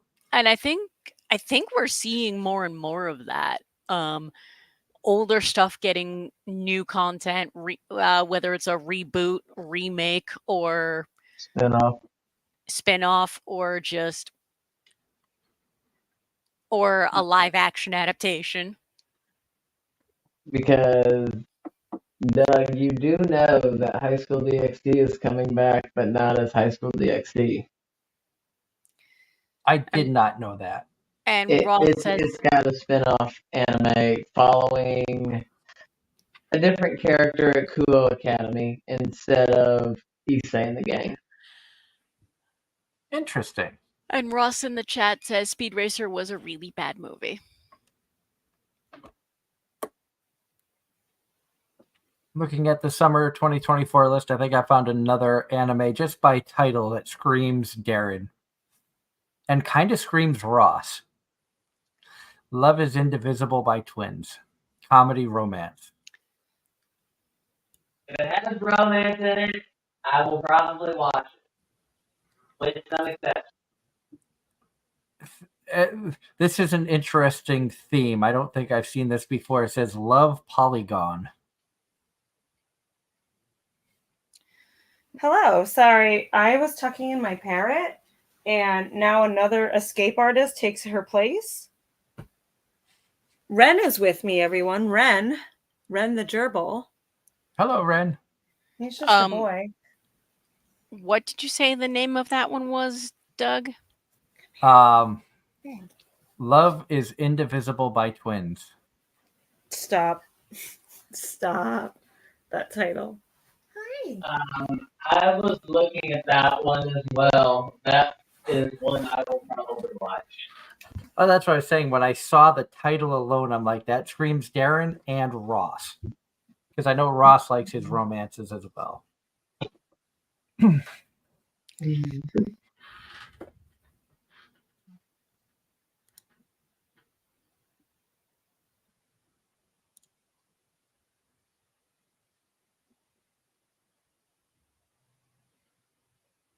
Why does it just seem like a kiss sis type deal?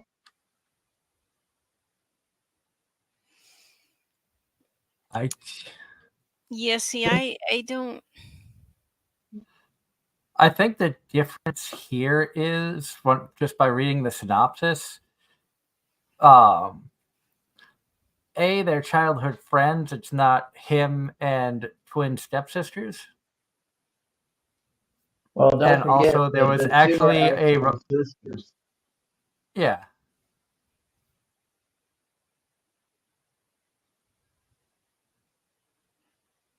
But in this one, just in the synopsis, it says that June and the older sister actually dated. So and in Kiss X Sis, I don't think they actually dated, at least not in any of the show that I saw. They tried. They were pushing him to do it, but or maybe domestic girlfriend kind of deal. Okay. Considering the older sister archetype. Ross says it's already on his list. Ross's list is 16 shows, 2.5 seductions, Love is Indivisible by Twins. Yep. Okay, Girl, Evil Lieutenant. That's on my that is on my list. Archery, My Dear Moments, which is also on my list. Plus Sized Elf. That is not on my list. Not mine either. Not mine. Strongest Magician, Demon Lord, Days with My Stepsister. Of course. And John Knight in the chat says tomorrow is the start of National Hot Dog Month and National Ice Cream Month. So get your wieners and dip them in ice cream. Mm-hmm. On that lovely note. Perfect for this weather we've been having. Agreed. But on that lovely note, so not one but two of the big famous hot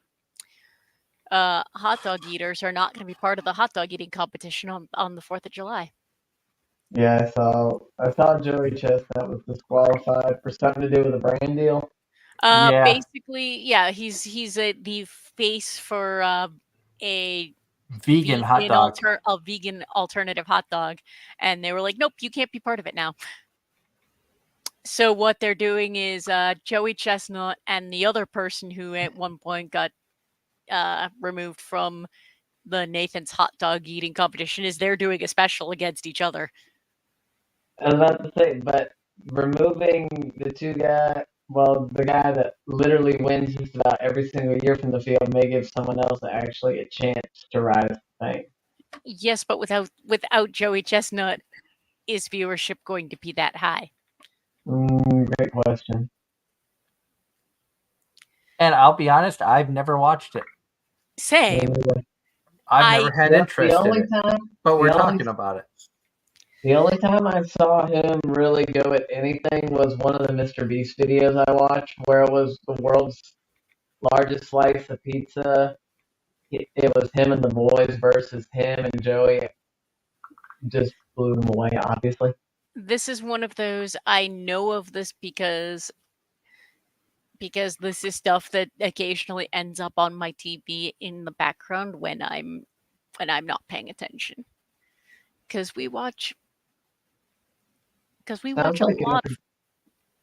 a lot of things. And sometimes I'll come home from being out and husband and roommate will be watching really oddball things. Like hentai? Like not hentai, but like one of the YouTube channels that's followed is Beard Meets Food. Yeah, my hopes up. Hentai is not my thing. I've never actually seen it. I saw like 30 seconds in college and decided it was not for me. See, I have to have specific stipulations for me to even watch it in the first place, so I'm picky. And I'm picky with most media.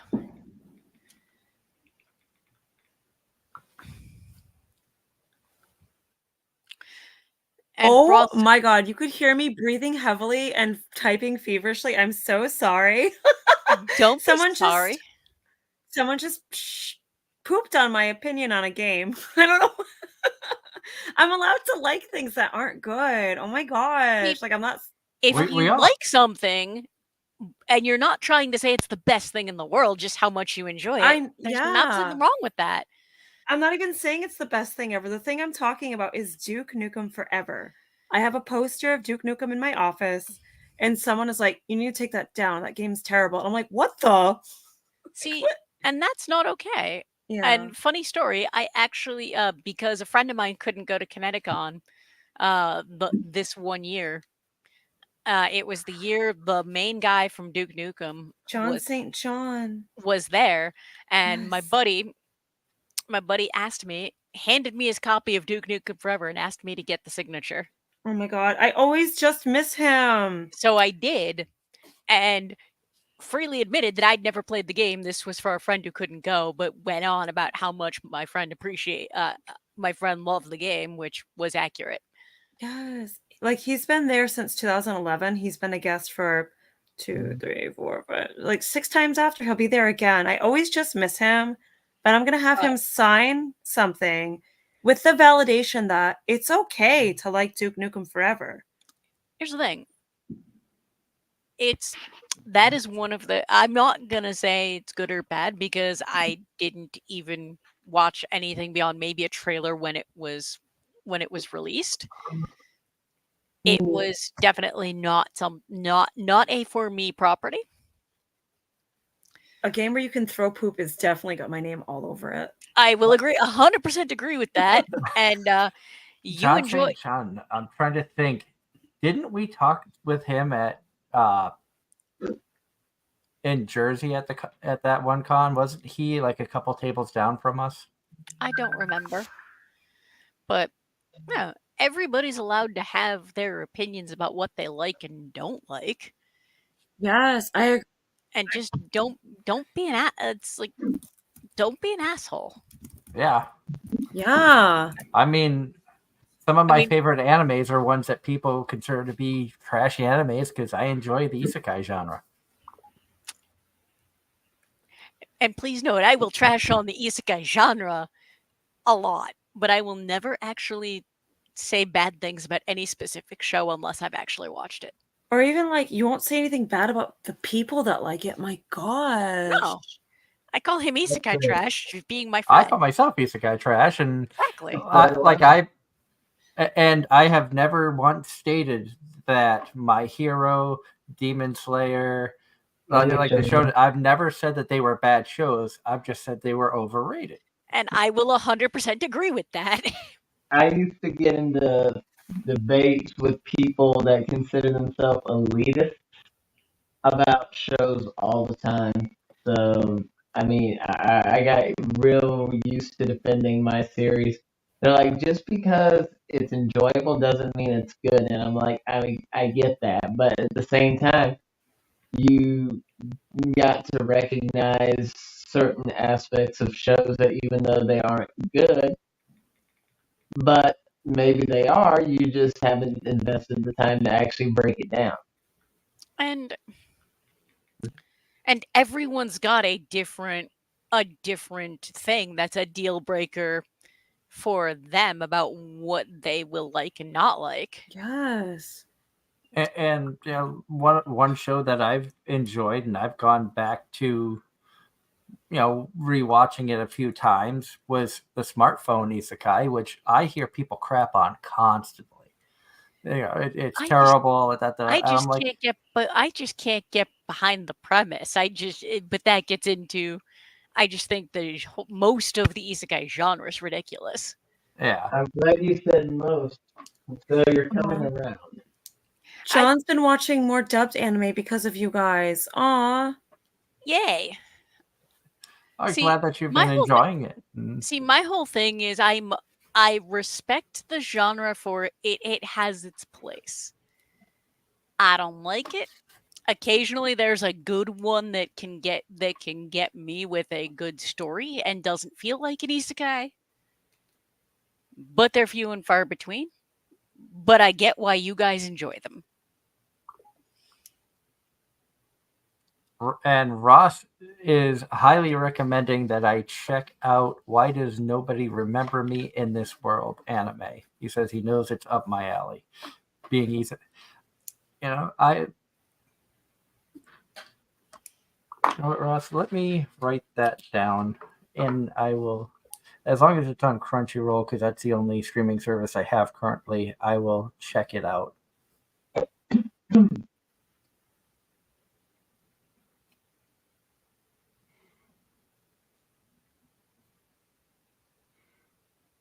Did you guys see that someone put a little like controller emoji in my gerbil's paws to make it look like he was gaming with me, and I just keep staring at it.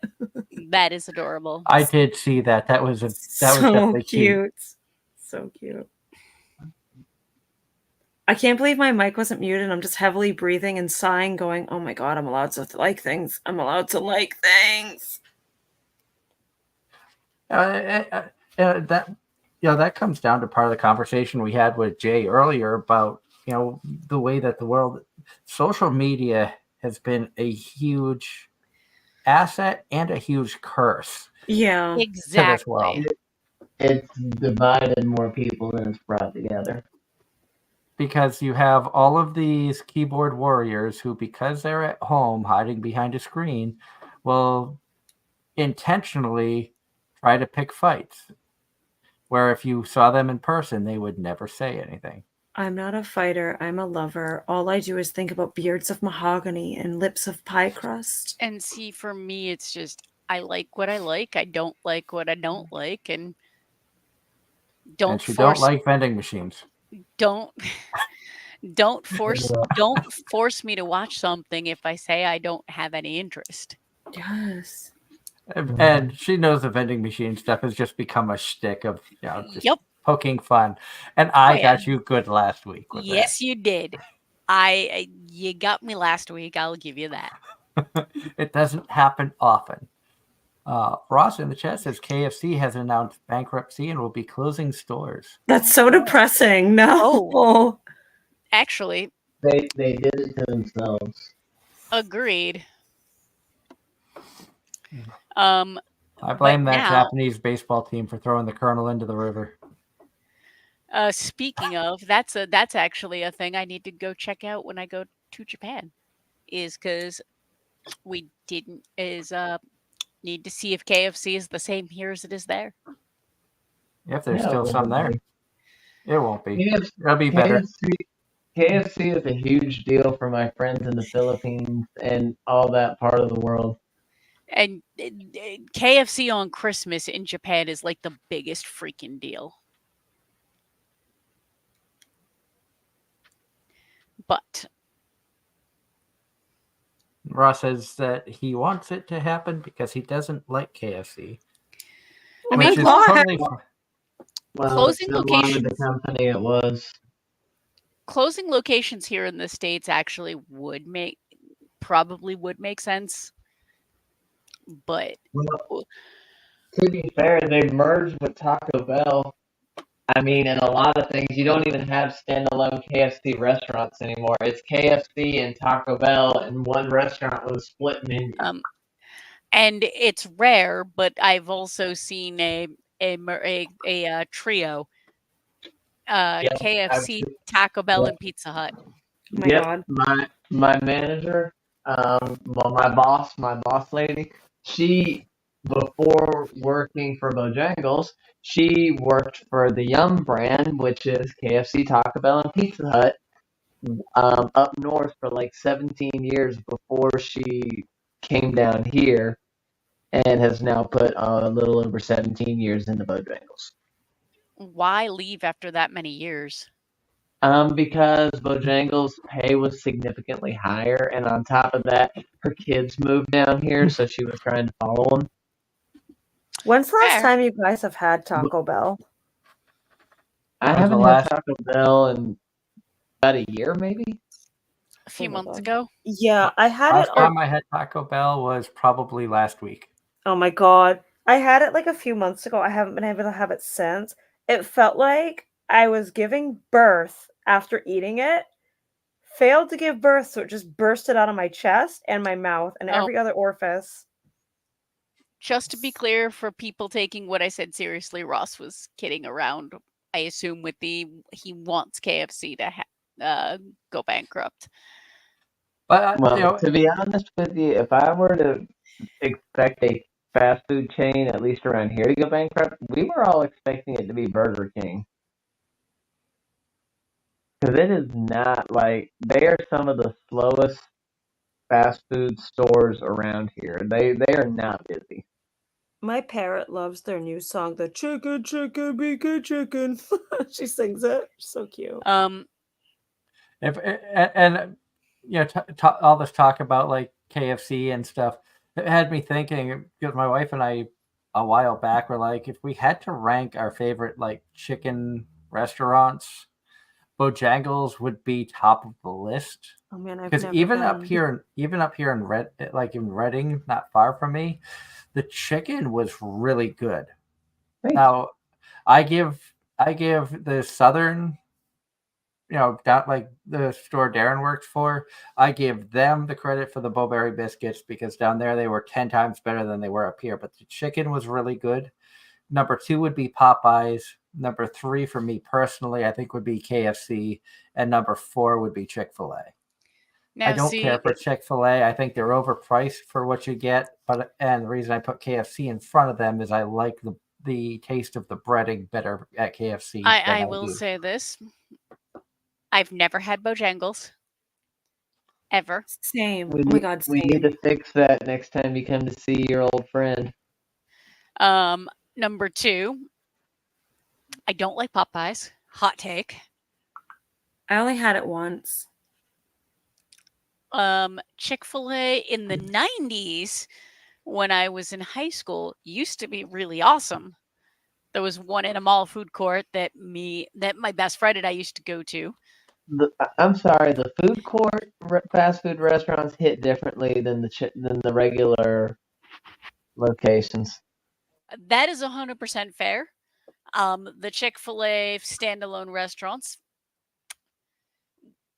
or far more recently when they redid the menu at one point, and it's nowhere near as good. I also remember on a trip to the South, I had Zaxby's, and Zaxby's is it. No one could believe I'd never had it before. Yep. And I still haven't had Zaxby's. Same. It's good. It was really good. Next time you come down, I got coupons because I know the owners of the one in Fuquay, and they gave me some coupons. In that case, Darren, when I make it down south, you and I are going to do a fast food tour, and we're going to document everything. Oh, that could be fun. And then And look, that's what the Trash Taste Boys did. They were always trying stuff that. And then we're going to do, and then if people want to, and then bonus Patreon content would be a Q&A where we actually discuss this. Oh, I forgot, Ange, and I think Doug has had this one before, but the other staple down here is Cookout. I did have Cookout in Georgia because there was one not far from the hotel I was staying at. I will and say that was okay. Texas Roadhouse is definitely a hit or miss depending on the specific location up here. Because now they're talking in the chat. Yeah. Red Lobsters. Red Lobster. Texas Roadhouse. I was never a seafood person, but I'll give Ross credit on the biscuit portion because while Bojangles has the best biscuits, those are a whole different kind of biscuit.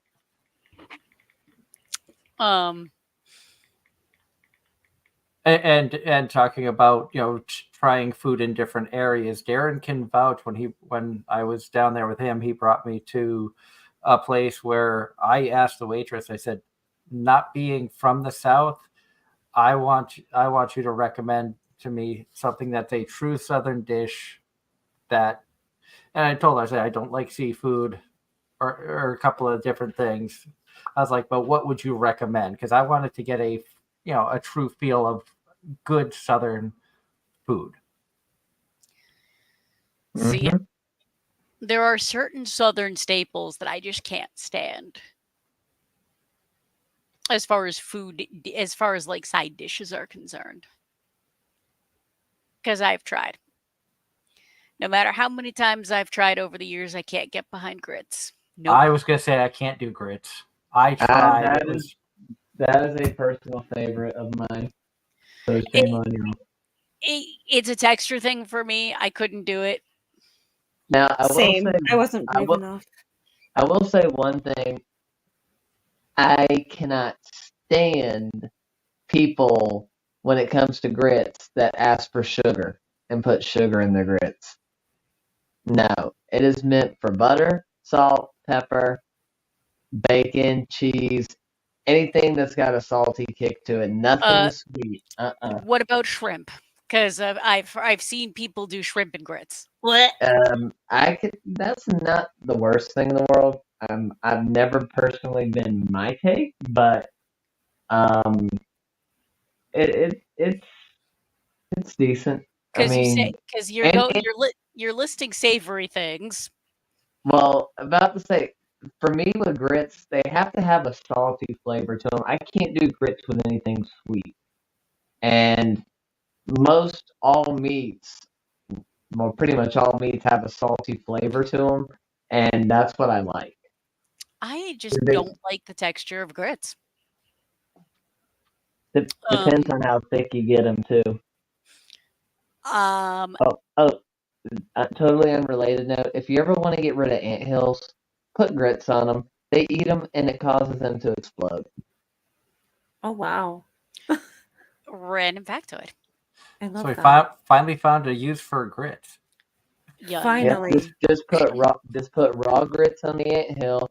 They will carry it back to the queen, and if they try to eat it along with the queen, it causes them to explode. So if you hate fire ants, there you go. Today I learned. All right. Yeah. No, but Man, we've really gone all over the place, haven't we? We tried right down to the. Let's compare this restaurant to that restaurant.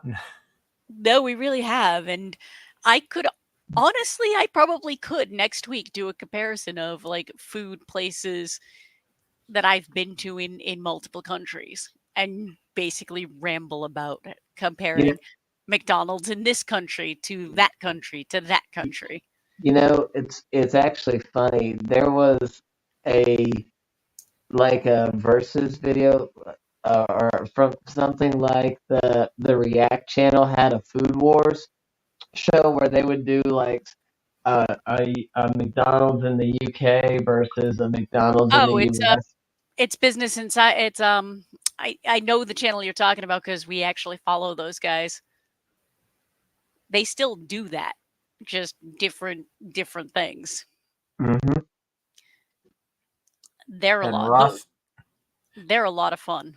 I say Ross in the chat says pineapple is acceptable on pizza. Yes, it is. I do like a good Hawaiian pizza. I'm not gonna lie. You get No, I'm I not don't a like pineapple person. I don't like ham. Pineapple and bacon, on the other hand, or pineapple and ricotta if I'm not feeling like meat. You know, it's kind of funny you say ham and bacon, even though they have two distinct flavors, they're part of the same animal. Oh, I know.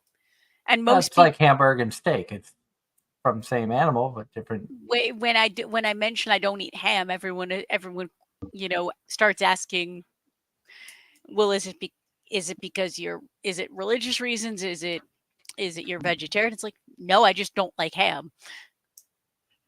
I like ham to a point, but It is I don't know how salty you like it, but everyone says that our country ham that goes on our biscuits is some of the saltiest in the industry. good to know for me to avoid that because I don't like salty at all.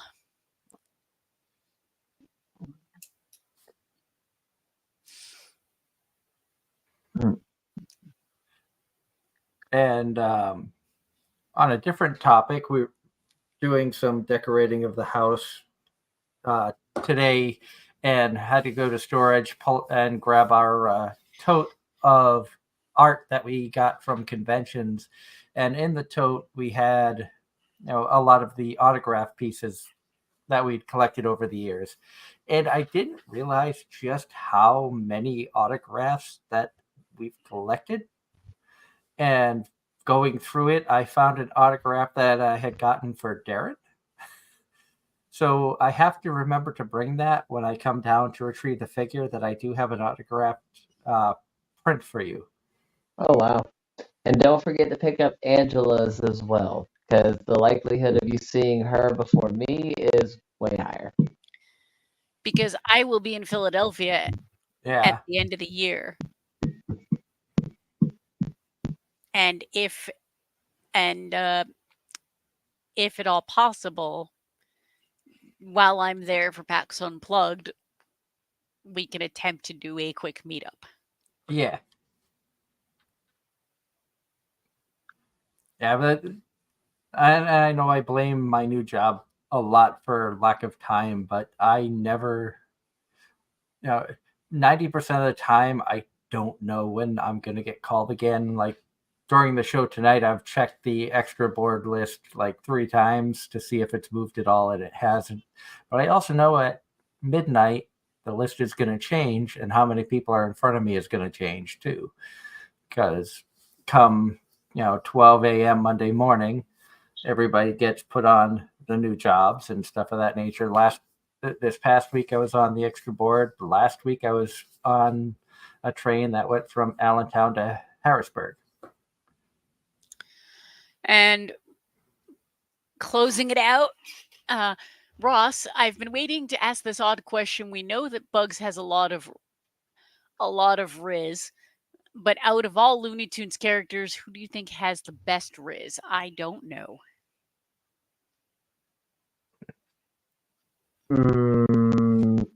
There ain't much to choose from. Out of all the Looney Tunes characters, who do you think has the best Riz? Taz. I got Tasmanian Devil. You have the Roadrunner. Speedy Gonzalez. Speedy Gonzalez.